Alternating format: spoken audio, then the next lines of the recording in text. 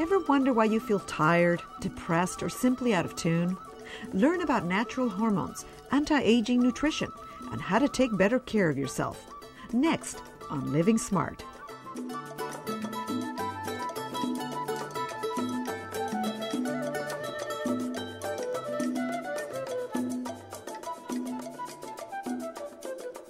Hello, I'm Patricia Gras. Welcome to Living Smart. Today's guest, Phil Pylant, has been preaching the sermon of natural hormones and adequate nutrition for years. A compound pharmacist and clinical nutritionist, he has a thing or two to teach us about healthy living. At the end of the show, you'll want to have a pen and paper ready because we'll be giving resource information. Good morning, Phil. Hi, how are you? I'm doing fine. How are you? 10 years ago, Beverly Hankins' life became a nightmare. I talked to you about it before I talked to my doctor. I was going to work and my legs and feet got so big that I couldn't put shoes on anymore. I couldn't lift my hands. My hands were all swelled, my face, and I could hardly think. And for a single mother with 2 children in the construction business, you have to have your health. She was going through what every woman has to face. Menopause. Her symptoms were serious, but not unusual. If you started talking to me for any time at all, I'd start crying. Well, that is just really exciting in a man business. I had to get a new operating mode or get out. 3 doctors later, she finally hooked up with compound pharmacist Phil Pylant, who suggested both a blood and saliva test to check all her hormones. Now, how would I act if I was progesterone dominant? Pylant, who was compounding, that is, making medications to meet individualized needs, wasn't surprised with what he found. Her estrogen and thyroid levels were out of whack. What happens in your mid-40s to your early 50s to women? They begin to show signs of change, such as irregular bleeding, weight gain, depression, hair loss, sugar cravings, all the things that we would consider estrogen dominated. Why is it estrogen dominant? What keeps it from proliferating this? Well, it is natural progesterone produced by the body. And so women in that age group should know that it's not the estrogen that's causing you the problem, it is the lack of progesterone. Something Mary Porter knew when she entered menopause, but for which she couldn't find relief with synthetic hormones. For you? I wanted to pick up my prescriptions, and I became more and more uneasy about taking the Premarin and the horse things and went off of them. And I heard about Village Compounding Pharmacy from a radio ad. And he said bioidentical hormones and hormone replacement that's natural. Phil Pylant is one of the top national experts on bioidentical hormones, and he came upon them by accident. In the beginning, we did a lot of compounding for threatened abortion type cases where these women needed progesterone to either become pregnant or to stay pregnant. That's what got us started. At a time when so many women are confused about hormone replacement therapy, Pylant says women must be aware of many myths, such as the difference between progesterone and progestin. I even read an article the other day written by an OBGYN. It stated that in the Women's Health Initiative study that progesterone and estrogen were used. Well, right there, the credibility is gone for that physician because they did not use progesterone, they used synthetic progestin. And believe me, there is 180 degrees difference between the two. Synthetic progestin does exactly the opposite except for one thing. It does shed the lining of the uterus, and that is all that it does that's the same as natural progesterone. And the myth, he says, that synthetic hormones can do the same job as bioidentical hormones. Bioidentical hormones are hormones that the molecular structure has been bioengineered to be the same molecular structure that the body produces. A synthetic hormone, on the other hand, is a molecular structure that does not have the same function, the same outcome as the body's own hormones. Pylant says he's always let female wisdom drive his practice. So far, it's worked. He owns one of the most successful compound pharmacies in the country.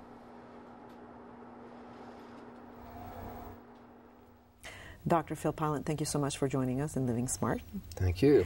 Now, we keep hearing from you and also from Dr. Northrup and Suzanne Summers that bioidentical hormones are better and safer than synthetic hormones.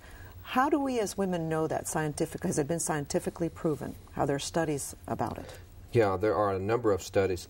They're just popping up all over the place right now. A lot of the scientists are doing the small studies. They're called fundamental chemistry studies, fundamental biology studies on these hormones. And they're small, but yet they tell the tale. I mean, these scientists are just kind of scratching their heads saying, well, what is going on here? We see all this stuff that we've been talking about, but it's not being shown up in, on the studies that they do the large studies on. The media's not talking about it, but yet we're looking at these results that we've got, and they're all very positive for the bioidentical hormones and pretty negative for the synthetic hormones. Let's talk about the biggest mistakes healthcare workers make with regards to women on hormones. It seems to me that we still don't have healthcare workers who know enough about hormones. Well, the biggest mistake, in my opinion, is that they don't do their own work. If they would spend a little time on Medline, start reading some of these studies, if they care enough about their patients' outcomes, then they would actually get on Medline and start reading these studies and then begin to do research on their own, talking to people, having people come by that know this kind of information, and kind of just updating their knowledge. I think that's where the biggest mistake lies. One of the most popular books about bioidentical hormones was written by Dr. John Lee, who recently passed away. He says the real culprit of hormone problems, though, is progesterone or lack of progesterone, not estrogen, which is what we've been hearing for many years. What's the truth about this? Well, the truth is it's partly true and not partly, because progesterone between the ages of 45 and 52 is the one that you need. Okay. But as we get a little older, we begin to lose the estrogen too, and you got to have both. It's a balancing act. To be in balance is what we seek, and you can also be progesterone dominant too, and that's not good either. You need a balance between the two. Like Dr. Lee said, there is such a term as estrogen dominance, but estrogen dominance is mostly when the ovaries are still functioning. When the ovaries stop functioning, then you need to add estrogen in there. Let's talk about that. How do we know our levels of hormones? Are there tests, specific tests to test your hormones? Yeah, there are blood tests and saliva tests, and they're both good. I like saliva tests because it's more of a tissue level rather than a blood level. We see what's actually in the tissues versus what's in the blood, but they can be correlated if you know how to do it. Okay, and they will tell you if you have too much estrogen, too much progesterone, whatever. Right. Exactly. I've heard that a lot of the reasons why so many women have hysterectomies is excess estrogen. What do we know about this, and what can we do about it? Well, excess estrogen, of course, like I said, is an estrogen-dominant problem in which when we begin to not ovulate, when ovulation stops, we stop making adequate progesterone. Then estrogen becomes the dominant hormone. That's when all the problems begin, because progesterone puts the brakes on estrogen. It keeps it from proliferating tissue too much because it differentiates tissue rather than allowing it to proliferate. And so you get irregular bleeding. When estrogen is high, it throws the thyroid hormone off, and so now we've got thyroid symptoms, weight gain, hair loss, cold hands and feet. So we see depression and mood swings with estrogen dominance. And it's really all, the solution actually is just to add in progesterone. But take a look at just take a look at it through saliva or blood and say, hey, look, is the progesterone still here? If it's not, let's add it and see what happens. I mean, that's pretty simple, and it's such a safe hormone. But sometimes what happens, it happened to me personally, was that I had blood tests, my hormones came out normal, but when I had a saliva test, I had very low progesterone. So who are you to trust? Well, you need to go to a healthcare professional that understands the difference. Okay, all right. Truly, that's where it lies. You just keep searching until you find what you need. Right. Birth control pills, how safe are they? Well, if you begin birth control pills before 18, I don't think they're very safe. That's what the research says, is that they damage some stem cells in the breast, and that women who begin birth control pills before 18 have a higher rate of breast cancer than women after. And they're safe for a few years. But I think that when you get in your 30s, you need to begin to look at what it might be doing to you. Okay, so look at other options at that point. There's really only one other option, of course, and of course a lot of women and men don't choose that option, and we, because of genetic differences, and I sit in front of many, many women every week, we see some women who do okay on them and some women who are beginning to have problems. They lose one of the biggest things I see with birth control pills in their mid-30s or on up, a lot of women lose their libido. Interesting. Yeah. How is the treatment for premenopause different from the treatment for menopause?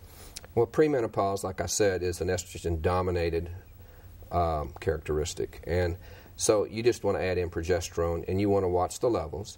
Postmenopause or menopause is a balancing of the estrogen-progesterone. You need to add estrogen and progesterone. It's a balancing. What we look for is a ratio. The ratio is all important. When we get the ratios right, it seems to balance out. Then we look at the ratio in the saliva as 200 to 1.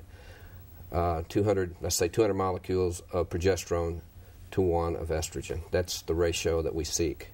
Are the symptoms completely different from if you have premenopause and menopause? Completely different? Completely different? Yes, they are. They are. And do you think a lot of women are not being treated for premenopause? Yeah, a lot of women aren't. It's a tragedy, actually. And how do you know when you're in premenopause? Well, start watching your weight. If all of a sudden you begin to gain weight for no reason. I like to blame it on something else for sure. That's part of it. Weight gain because of the thyroid hormone. Right.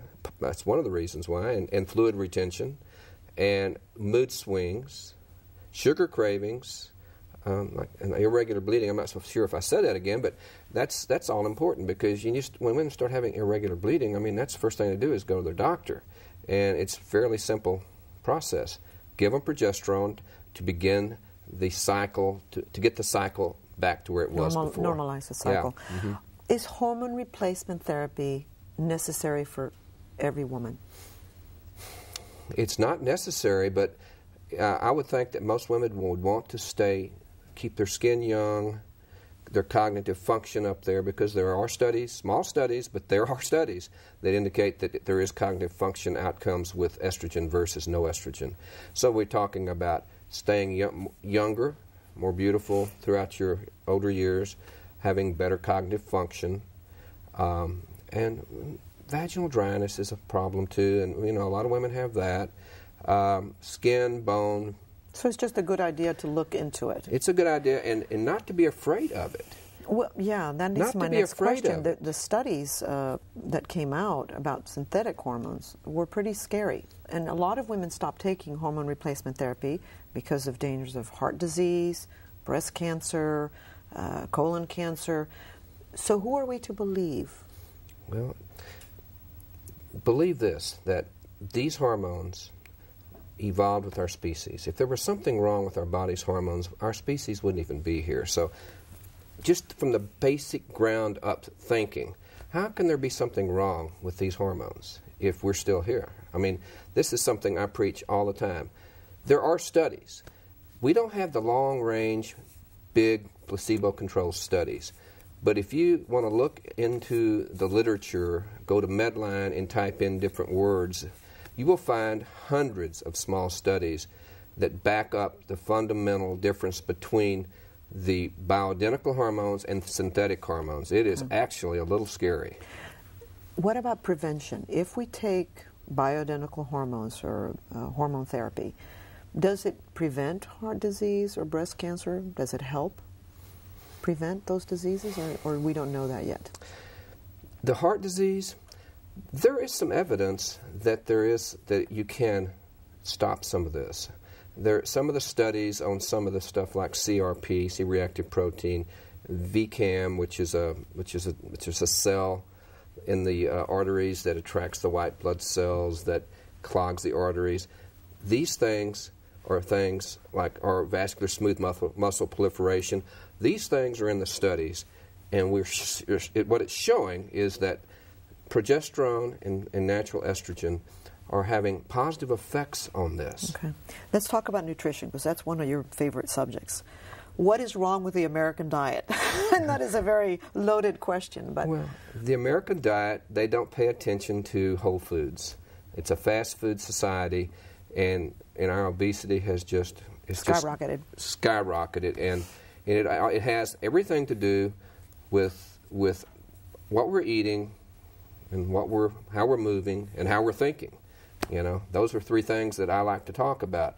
What we eat, how we move, and what we think have everything to do with our nutritional and our lifestyle outcomes. Let's talk about that. You tend to share 9 points that you teach people about. Yeah, I call it the 120 Club, basically. And I'd like to form that club, but it probably never will happen. But I really think that genetic potential is attainable, which is 120. 120 years old, you mean? Yes. Okay. It is 120, and there is absolutely no reason we can't reach that with full cognitive function and full physiologic function if we do some things really right. And like there what? are some really interesting things you can do, and they're simple. Tell me what those are. The right kind of exercise, the right kind of water. Tell me about water. Water, you need to make sure that you drink either filtered water or water that comes from deep in the earth. Mineral water, you mean? Yeah. Okay. Yeah. Why is that? Why is the water not good, the tap water? What's wrong with it? Go to the studies on that. It'll scare the heck out of you. So it's not good for us. It'll scare the heck out of you. Okay. What about exercise? You've explained to me that you have to do the right sort of exercise. You need to mix your exercise program. You need cardiovascular or aerobic exercise. There's no doubt about it. But if you do too much of that, you lose muscle mass. Now, all of a sudden, when you begin to lose muscle mass from too much cardiovascular, the thing you're trying to do the most, which is to lose weight, begins to become a problem, because muscle mass is how we lose weight. Correct. It is our only metabolic tissue. So as let's say we're a long-distance runner. Well, if you run long enough, of course you're going to lose weight. Let's just say you're a casual runner and you think that's the end to all in. But it isn't. You take a look at some of the runners out there. They never lose weight.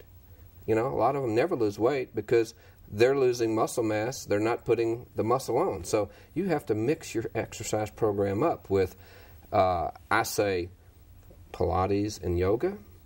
I say a good weight program and an aerobic program, and mix it all up. If you do the same thing every day all the time, all of a sudden your body adjusts and you're done. You're at a plateau, and that's all you'll ever do.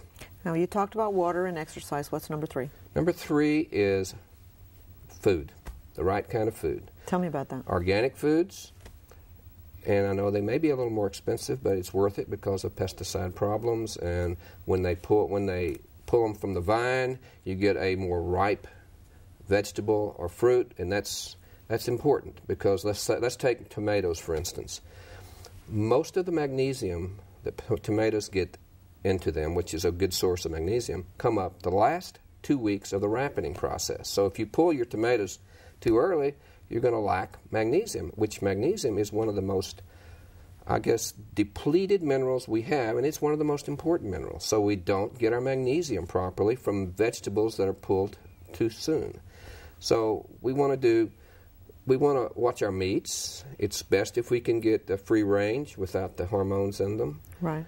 In our fruits and vegetables, organic, and best to eat about a 60-40 mix of fruits and vegetables over the protein. Okay.